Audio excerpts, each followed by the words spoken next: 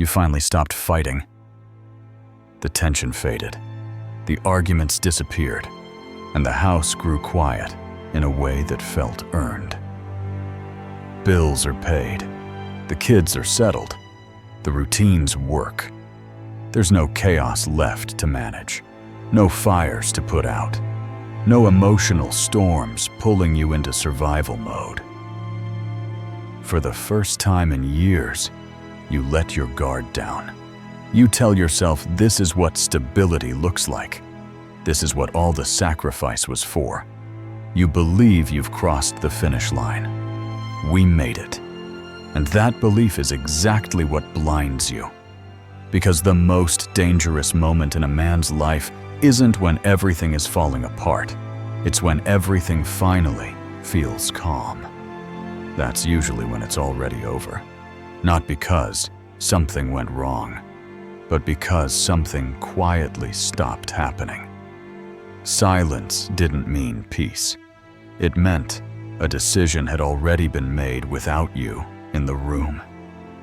While you relaxed into certainty, she was retreating into conclusion. Women don't destroy families when things are bad. They do it when things feel settled, when the noise dies down, when the struggle ends, when there's nothing left to fight against. Many men assume safety, but safety isn't what's being measured on the other side of the table. Calm doesn't signal success to her nervous system. It signals finality. The end of motion, the end of tension, the end of becoming. And while you interpret silence as harmony, she may be experiencing it as emptiness, not anger, not resentment. Emptiness, the kind that doesn't announce itself with conflict, but with emotional absence. By the time you notice something is off, the groundwork has already been laid, not in chaos, but in quiet. The collapse doesn't begin with betrayal or conflict. It begins with a misalignment so basic, most men never question it. Men are wired to interpret peace as success. Fewer arguments mean progress. Less resistance means things are working. Calm is the signal that the system is stable, that the threat has passed, that you can finally exhale. When the noise stops, you relax. You assume safety. You assume durability. But women are often calibrated to read the same calm very differently. For many of them, peace doesn't mean security. It means emotional finality. It feels like the end of movement, not the reward for it. When nothing is left to push against, nothing is left to feel. This difference matters more than men realize. When conflict fades, you settle into maintenance mode. You invest in routine, in reliability, in keeping things smooth. You stop bracing for impact. She, on the other hand, may begin to grieve. Not because she wants chaos, but because intensity was the last place she felt alive inside the relationship. Arguments, tension, emotional spikes, those were proof that something still mattered. When that disappears, it doesn't register as peace. It registers as absence. The relationship stops feeling dynamic and starts feeling concluded. And concluded doesn't feel safe to someone whose identity is still evolving. You think the quiet means resolution. She may experience it as a closing chapter. While you're enjoying the relief of not having to fight anymore, she's adjusting to the realization that there's nothing left to fight for. This is where men misread the moment entirely. They see fewer demands and interpret it as satisfaction. They see less resistance and assume acceptance. They don't notice that emotional investment has been replaced by emotional distance. Not loudly, subtly. The questions stop. The opinions soften. the friction disappears. And men welcome it, unaware that friction was the last signal of engagement. This is why the warning signs don't look like danger. They look like calm. But grief doesn't look like anger. It doesn't shout or accuse. It withdraws. It conserves energy. It detaches. And detachment is easy to miss when you're finally enjoying the absence of conflict. By the time the truth surfaces, the misalignment has already done its work. You were reading silence as safety. She was experiencing it as the end of feeling. And when two people interpret the same moment in opposite ways, the collapse doesn't announce itself. It arrives quietly, disguised as peace. This is the phase that destroys men, because it doesn't feel like leaving. It feels like improvement. The fights stop. The emotional spikes flatten out. She asks for less, pushes back less. The relationship becomes easier to manage, lighter to carry, and you interpret that as maturity, as growth, as peace, finally settling in. What you don't see is that the energy didn't disappear, it relocated.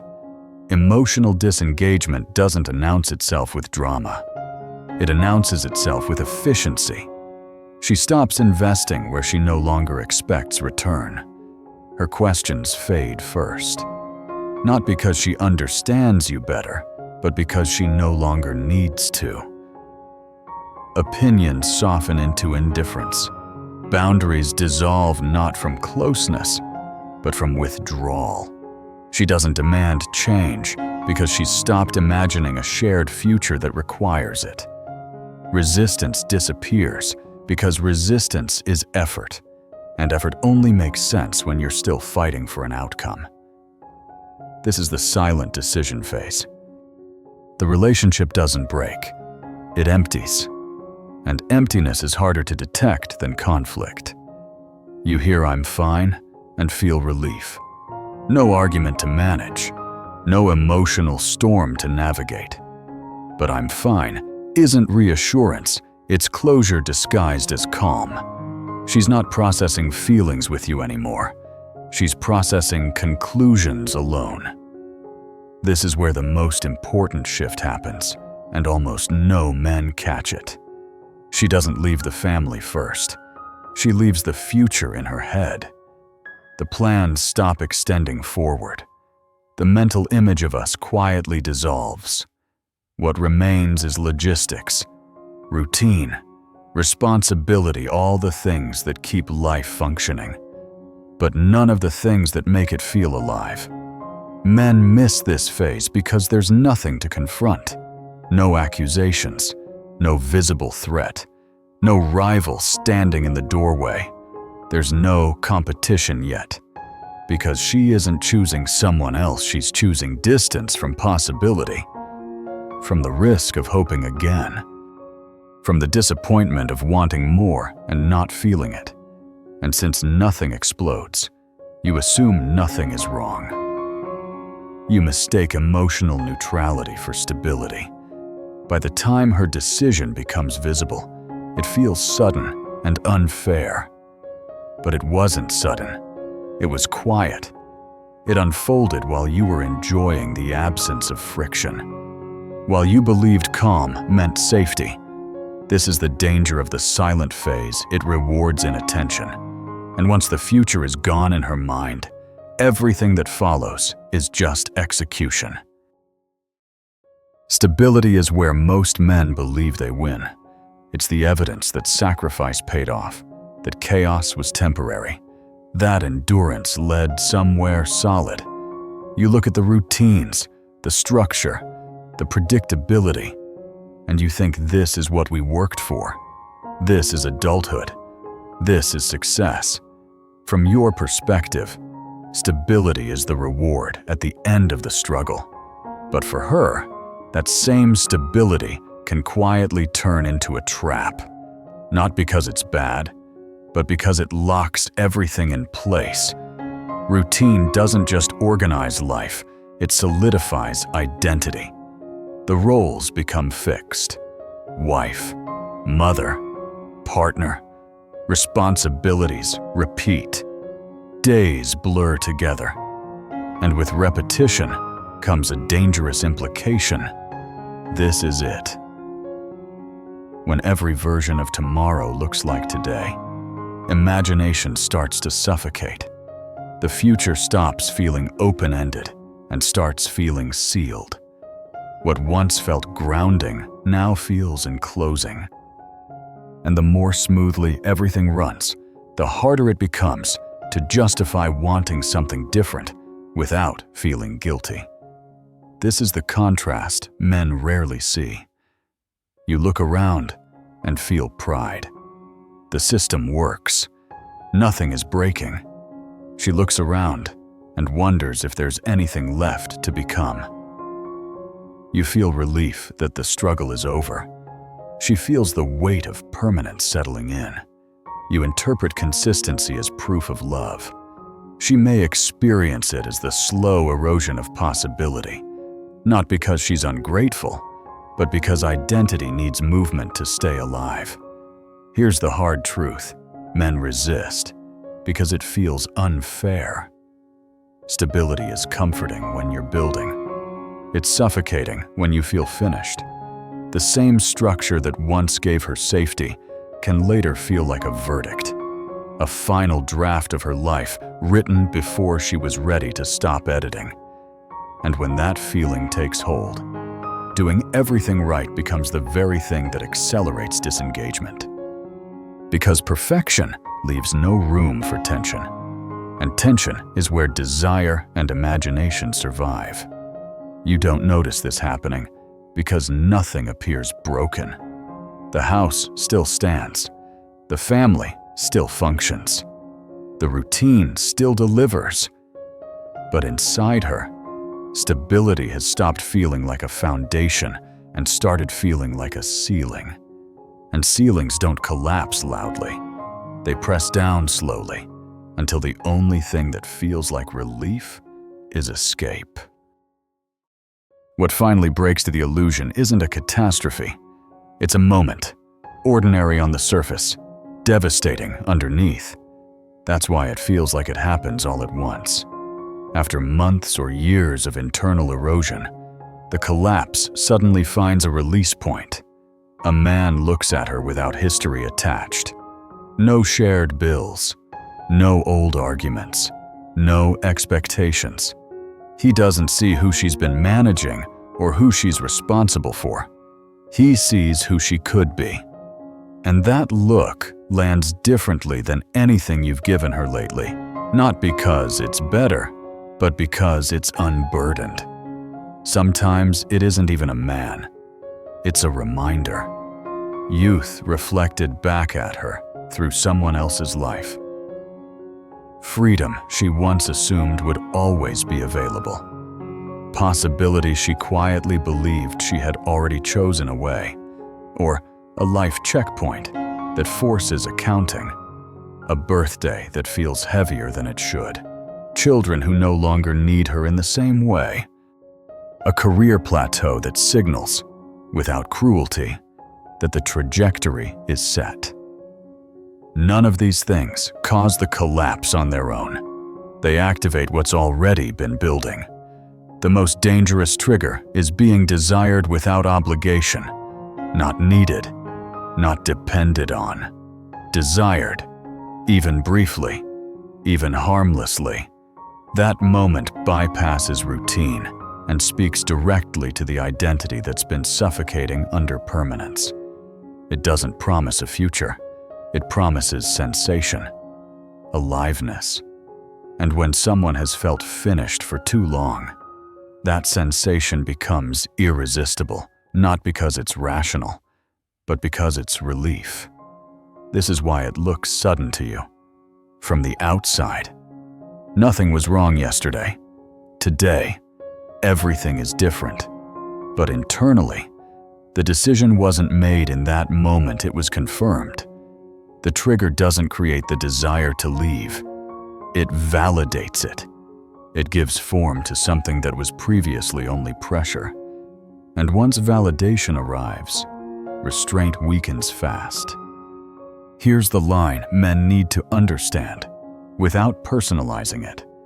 She doesn't run toward another man. She runs away from permanence, away from a life that suddenly feels locked, away from the fear that this version of herself is the last one she'll ever be allowed to live. The trigger simply provides a direction for that escape. If you're watching this from the inside, the danger isn't the trigger itself. It's mistaking it for the cause. Because by the time the trigger appears, the system has already been primed to break. And once that break happens, trying to reason with the moment is useless. The momentum was built long before you ever saw it coming. This is why men say it came out of nowhere, because they're trained to recognize endings through impact. Explosions, fights, ultimatums, betrayals that arrive loud enough to justify shock. Men expect collapse to announce itself. Raised voices, clear enemies, a moment you can point to and say, "That's when it broke." But that isn't how many women end things. They don't detonate, they erode. And erosion is invisible if you're only watching for fire. She didn't snap. She concluded. The difference matters. Snapping is impulsive.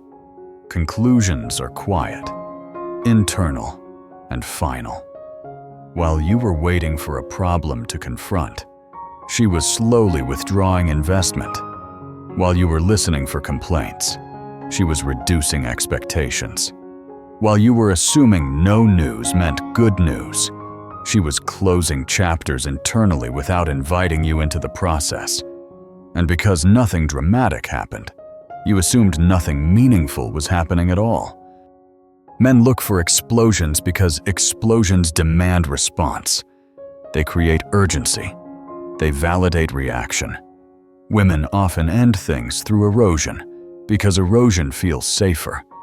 Less confrontation, less guilt, less risk of being pulled back into a dynamic they've already emotionally exited.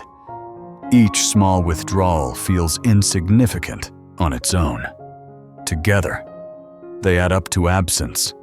And absence doesn't trigger alarm, it lulls you into complacency.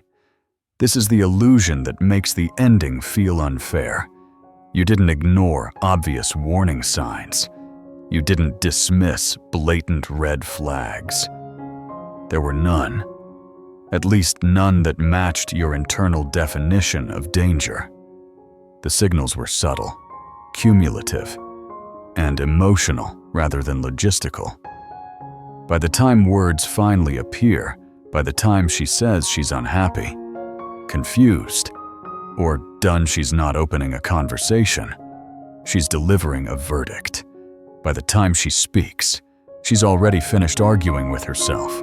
Understanding this doesn't excuse the damage, but it dissolves the lie that you were blindsided by randomness. You weren't betrayed by a moment.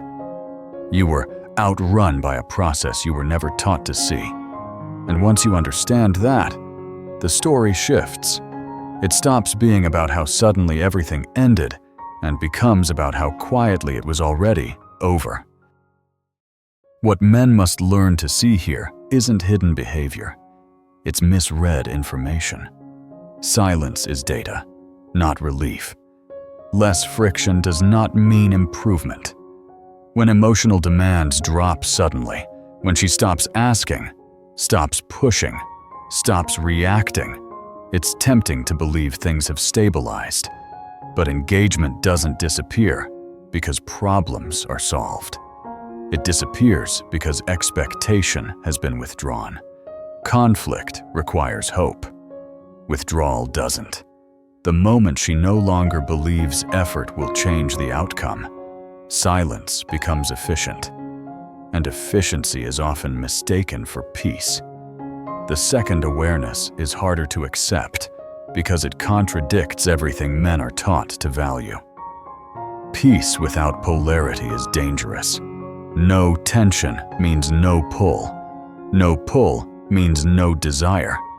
Desire needs contrast, unpredictability, emotional charge.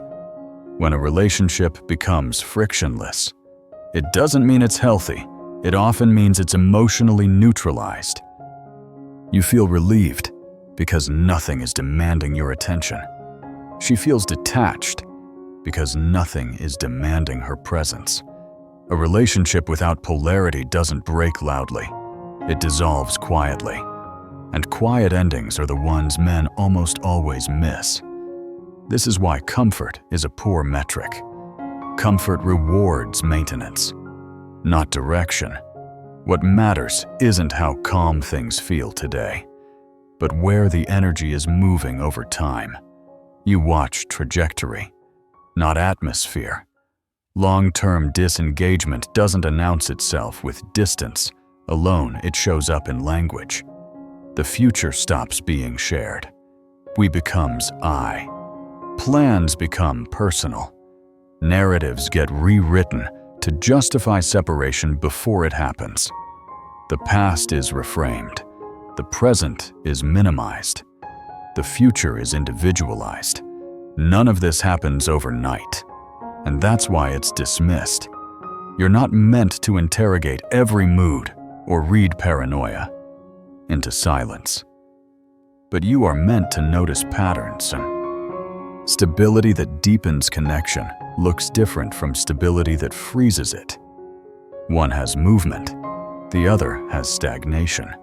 One invites curiosity, the other shuts it down. When the emotional current stops flowing toward a shared future, comfort becomes camouflage. This isn't about control. It's about perception. You don't chase tension, but you don't mistake its absence for safety either. You stay grounded enough to notice when peace is alive and when it's merely the absence of engagement. Because once you understand that silence speaks, calm stops feeling reassuring. It becomes a signal. And signals, when read early, don't panic you. They orient you. At the end of all this, the truth doesn't arrive as anger or accusation. It settles in quietly, heavy, but clarifying. Some women meet boredom and choose to stay present, to confront it, to rebuild meaning inside the structure they helped create. Others don't. Others mistake boredom for death. They interpret the absence of intensity as proof that something is fundamentally wrong, not just changing. And when that belief takes hold, everything stable starts to feel hostile. Not because the family failed, but because permanence feels like a verdict they never consciously agreed to. This is where men need to let go of a fantasy that quietly destroys them. You were never meant to compete with someone else's fear of permanence. You were never designed to outwork time, outlove existential doubt, or anchor another person's sense of identity when it starts to drift. When you try to do that, you don't become stronger, you become smaller. You start negotiating with forces that don't respond to effort or loyalty, and that's a fight no one wins. Your responsibility isn't to prevent collapse at all costs. It isn't to sacrifice yourself into invisibility just to keep the structure intact. It isn't to confuse endurance with virtue. Your responsibility is to recognize when stability has stopped being a foundation and started becoming a cage, and to refuse to destroy yourself trying to keep someone inside it. Because once stability turns into confinement for one person, it becomes a slow execution for the other. This is the grounding truth most men never hear in time. You don't need to villainize her to reclaim your footing. You don't need to rewrite the past to justify what's happening. You simply need to see clearly. To understand that not all endings come from failure, and not all calm is safe. Some endings come from misalignment that grew quietly while everything looked fine. And seeing that doesn't make you bitter. It makes you free from confusion. So you slow down. You stop chasing explanations. You stop bargaining with silence. You stand where you are, intact enough to let reality reveal itself without collapsing your identity in the process. That's the difference between being broken by an ending and surviving it whole. If this feels uncomfortably familiar, you're not imagining it. Subscribe. We talk about the truths men only learn too late.